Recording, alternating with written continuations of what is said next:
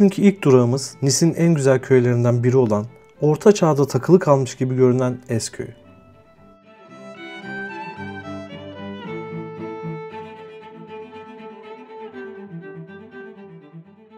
Ez Köyü'ne 602 veya 82 numaralı otobüsü kullanarak ulaşabilirsiniz. Ayrıca isterseniz Ez'in kıyıdaki kısmına trenle ulaşıp daha sonra yine otobüsle aktarma yapabilirsiniz. Ama sefer sıklığı çok fazla olmadığı için otobüs saatlerine dikkat etmezseniz durakta çok fazla beklemek durumunda kalabilirsiniz.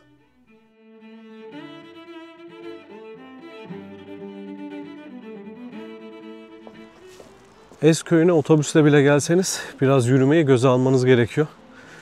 Çünkü sizi otobüs aşağıda indiriyor. Tren zaten çok daha köyün çok daha aşağısında bir yerde bırakıyor. Ama gezdiğiniz yerler o kadar güzel, yeşilliği bile o kadar güzel ki onun için işin aslı sizi çok yormayacaktır.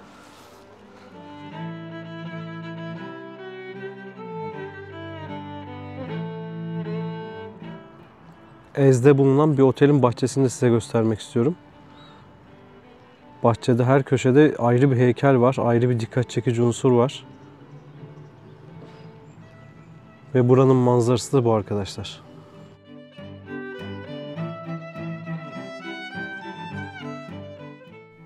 Ez Köyü belki de güzelliğini, bütünlüğünü bozan tek bir yapının bile olmamasına borçlu. Uzun süredir popüler bir turizm merkezi olan bu köyde Alfred Hitchcock 1955'te Kelepçeli Aşık filmini çekmiş.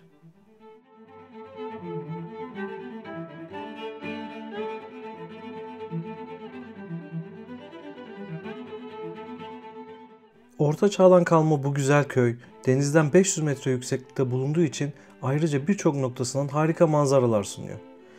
Ez'i keşfetmek için 2-3 saat yeterli olsa da dilerseniz tabelasını takip ederek rahatlıkla bulabileceğiniz Chateau Eze gibi restoranlarda kahve veya yemek molası da verebilirsiniz. Yine harika manzara eşliğinde kahvenizi içebilirsiniz.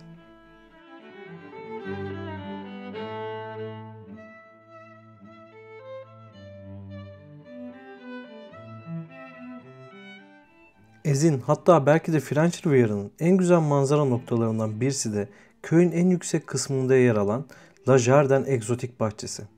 Ama bizim gibi sisli bir güne denk gelirseniz durum çok can sıkıcı olabiliyor. Çok fazla egzotik bitkinin de bulunduğu bu bahçeye giriş ücreti ise 5 euro.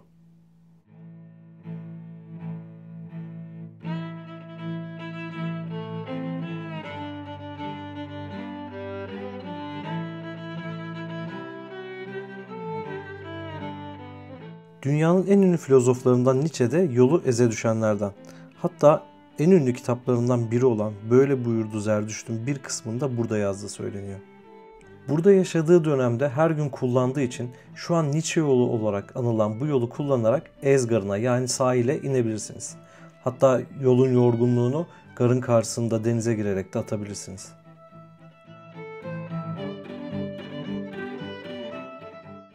Biz artık Ez Köyü'nden ayrılıp Nice'e dönerken yol üstünde kalan dünyanın en pahalı bazı mülklerinin de bulunduğu Villa Firence'e gidiyoruz.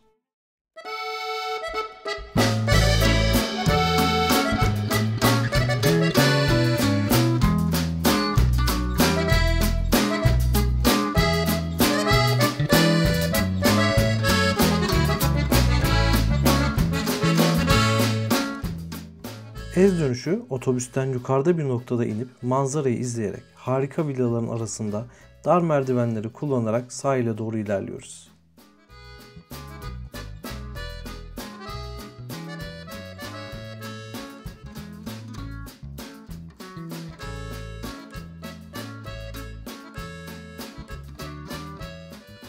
Burası aslında Nice'e çok yakın bir koy ve Nice'ten tren ve otobüsle ulaşım da mümkün.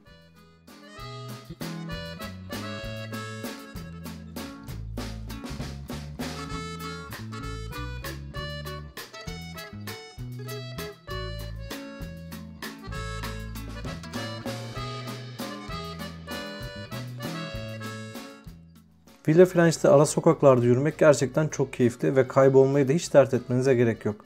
Burada sahile giden bir yolu her zaman bulabilirsiniz.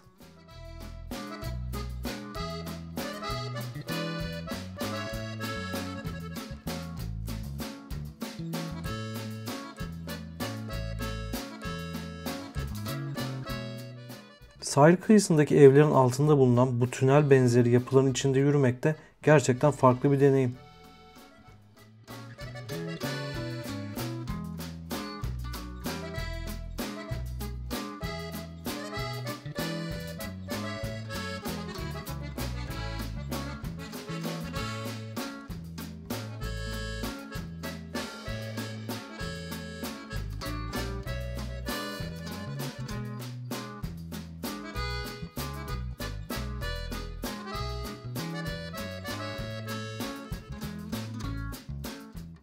Sahilde bir şeyler yiyip içebileceğiniz birçok restoran var ve manzarasına kıyasla fiyatları da oldukça makul.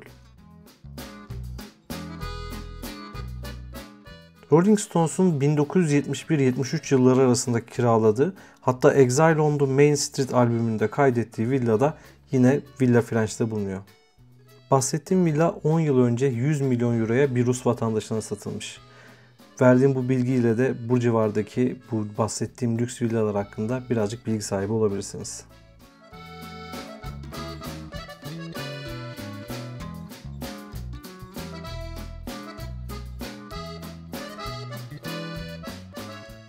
Denizin çok temiz olduğu Villa French, yaz aylarında gelenlerin yüzmesi için de birçok alternatif sunuyor.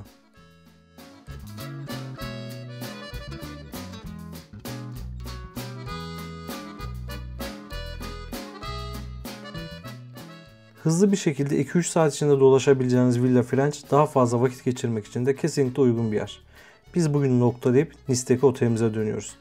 French Riviera'daki diğer videolar için kanalıma göz atmayı unutmayın. Görüşürüz.